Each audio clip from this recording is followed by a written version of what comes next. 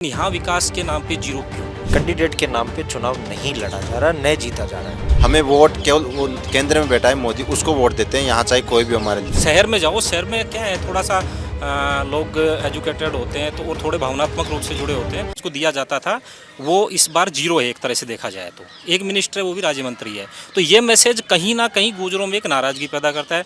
दूसरी चीज़, सचिन पायलट का जो एक कहते हैं कि उनका कहीं ना कहीं वजूद कमज़ोर हुआ है। तो आप विधानसभा चुनाव के टाइम का देखिए और आज का उनका देखिए, कहीं ना कहीं सचिन पायलट पार्टी में मजबूत हुए हैं और उन्होंने काम भी जिस लेवल पे विधानसभा में काम नहीं किया था, उससे अच्छे लेवल पे उन्होंने लोकसभा चुनाव में काम किया है।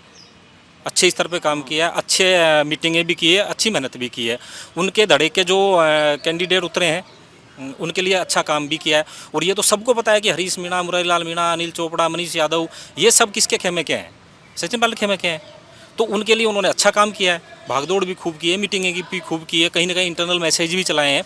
दूसरा, मैं एक आपको इंटरन कनेक्ट करूँ कि टोंक, सवाई माधोपुर और कोटा कहीं ना कहीं कनेक्ट है। तो जातिगत समीकरण का जो फैक्टर है वो दोनों डिस्ट्रिक्टों में एक दूसरे को प्रभावित करता है। वहाँ प्रहलाद गुंजल चुनाव लड़ रहा है कांग्रेस से, यहाँ जौनपुरिया चुनाव लड़ रहा है बीजेपी से और हरीश मीणा कांग्रेस से। तो वो दोनों की सीमा मिलने की वजह से कहीं ना कहीं वो जातिगत फैक्टर भी काम करता है। तो ये नहीं कह सकते कि हरीश मीणा को गुर्जर समाज के वोट नहीं मिले हैं। जौनपुरिया को मीणा समाज के वोट भले ही नहीं मिले होंगे, लेकिन कहीं गुर्जर समाज के वोट हरीश मीणा को हुए हैं, चाहे वो 10% हुए हो, 15% हुए हो। और लोग तो ये भी कह रहे थे कि अगर गुर्जर समाज के 30% वोटिंग हरीश मीणा को हो जाती तो हरीश मीणा चुनाव जीत जाएगा। मैंने क्या कहा आपको स्टार्ट में, मुकाबला रोचक है, जीत का अंतर बहुत कम रहेगा, जीत कोई भी सकता है। ये जो मैं ना कोई पार्टी के उससे भाव पे बात कर रहा हूँ ना, मैं एक स्वतंत्र रूप से मैं बात कर रहा हूँ कि जो सच्चाई है वो, क्योंकि मैं खुद सवाई माधोपुर डिस्ट्रिक्ट से बिलोंग करता हूँ। तो हमारा जो गंगापुर सिटी, बामनवास, ये वाला एरिया जो है, वहाँ के गुर्जर समाज के अंदर जो एक कहीं ना कहीं देखो, स्टार्टिंग की जो एक सुगबुगाहट थी वो ये थी कि जौनपुरिया ने सिर्फ टोंक को ही गोद थोड़ी ले रखा है, वोट तो हम भी देते हैं उसको। यहाँ विकास क्यों नहीं हुआ? यहाँ से ज़्यादा विकास वहाँ क्यों होता है? वो दौरे 8वें दिन में करता है तो टोंक में ही क्यों करता है? गंगापुर भी वोटिंग देता है, बाणुवासी वोट करता है, बोली भी वोट करता है, वोट तो सभी करते हैं, सभी कास्ट के लोग करते हैं। लेकिन यहाँ के मतलब एक कास्ट के हिसाब से बताऊँ तो यहाँ के गुर्जरों का ये कहना था कि हम भी गुर्जर हैं, हम भी उसको वोट करते हैं। लेकिन यहाँ विकास के नाम पे जीरो क्यों? ये कहीं ना कहीं जो गुर्जर वोट बैंक खिसकने की बात मैं जो कर रहा हूँ ना, उसके फैक्टर ये हैं। सचिन पायलट है, ये जो थोड़ी सी नाराज़गी है गुर्जरों के अंदर, ये है जो एक उनका 19 में और 14 में प्रभाव हुआ करता था, वो आज नहीं है। उस एरिया में आपने तो चुनाव प्रचार के दौरान देखा होगा, उस एरिया में कोई खासे एक्टिव भी वो नहीं रहे हैं। इसमें गंगापुर, बामनवास, मोली में। दूसरा, आप टोंक एरिया में चला जाइए, आपने एक बार देखा होगा कि जाट समाज के लोगों ने तो उनके सभा में ही विरोध कर दिया था मुंह पे। तो कहीं ना कहीं वो एक जो असंतोष पैदा होता है लंबे टाइम के बाद, वो कहीं ना कहीं इस बार जौनपुरिया जी के लिए था। तो चुनाव रोचक है, मैं ये नहीं कहूँगा जीतेगा कौन, जीत किसी की भी हो सकती है, लेकिन जीत का अंतर कम होगा मुकाबला। अब बताइए, यही बात करना चाहूँगा मैं आपसे कि जिस तरीके से वहाँ पर जातिगत समीकरण है, जिस तरीके की चीज़ें हैं, जौनपुरिया का विरोध भी है, हरीश मीणा का भी है, वहाँ पर लोग कह रहे हैं, थोड़े बहुत माली समाज के भी लोग हैं, जाट भी हैं, वो नहीं चाहते थे। हालांकि बीजेपी ने चुनाव से पहले आप देखिए यहाँ पर देवनारायण बोर्ड का अध्यक्ष ओम प्रकाश भड़ाना को बना दिया, एक मैसेजिंग किया अजमेर के लिए, टोंक के लिए कि भाई देखो हमने गुर्जर समाज की तुरंत नियुक्ति कर दी। उन्होंने विजय बैसला को भी टिकट दिया विधानसभा में, और अभी कई सीटों पर उनको स्टार प्रचारक के तौर पर दौड़ाया भी। बीजेपी वहाँ पर गुर्जरों को एकजुट करना चाह रही है, हरीश मीणा गुर्जरों को साधना चाह रहे हैं। अब आपको क्या लगता है, जातिगत समीकरण में किधर वोट फ्लक्चुएट हुआ होगा? देखो, राजस्थान में एक बात सर्वविदित है कि कैंडिडेट के नाम पे चुनाव नहीं लड़ा जा रहा, न जीता जा रहा है। सिर्फ मोदी के नाम से ही पिछली बार लड़ा गया था, उससे पिछली बार ही मोदी के नाम से, और इस बार भी वही मोदी के नाम से चल रहा है।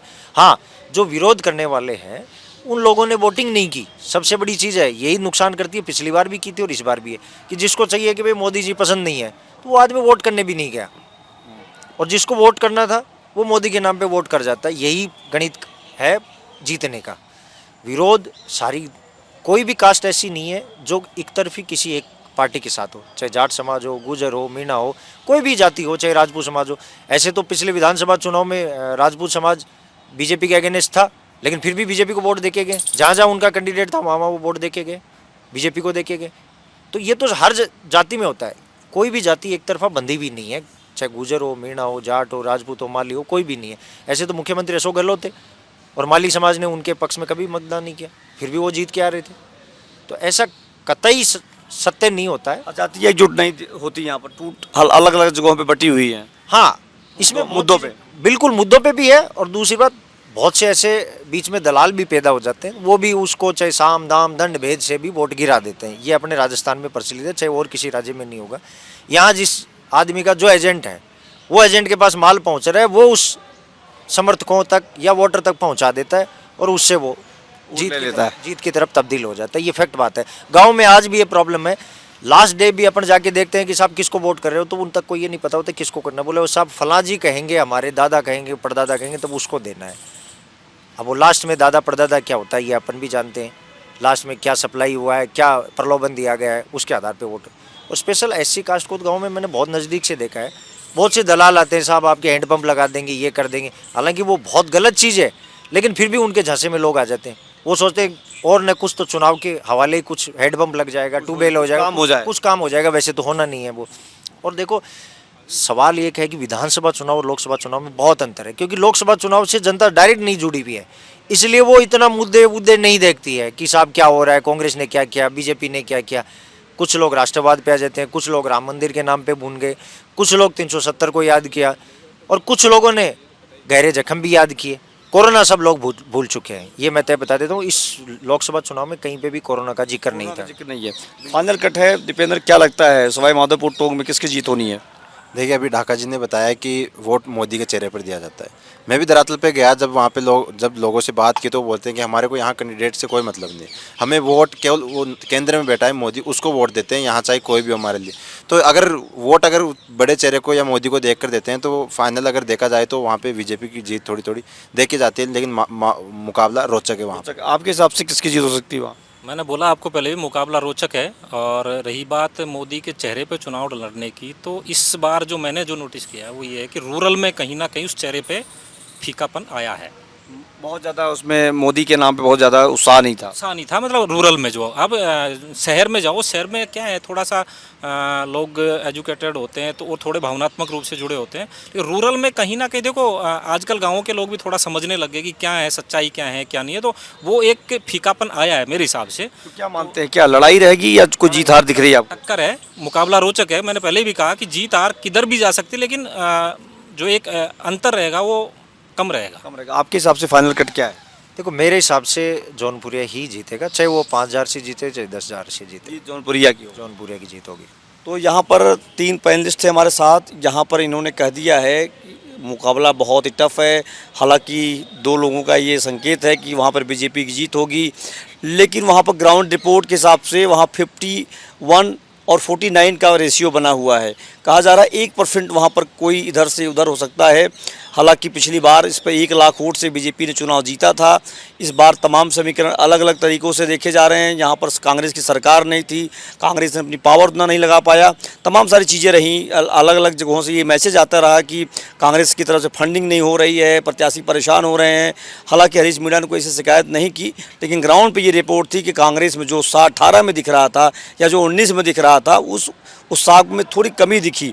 उसी का लाभ लेते हुए जौनपुरिया ने भी बहुत ज़्यादा अपनी ताकत का इस्तेमाल वहाँ पर नहीं किया है, ये सूत्रों का कहना है। लेकिन अभी रिजल्ट आना बाकी है। फिलहाल इस एग्जिट पोल में बीजेपी वहाँ पर चुनाव जीतती हुई दिखाई दे रही है। एबीपी लाइव में संतोष कुमार पांडे, जयपुर।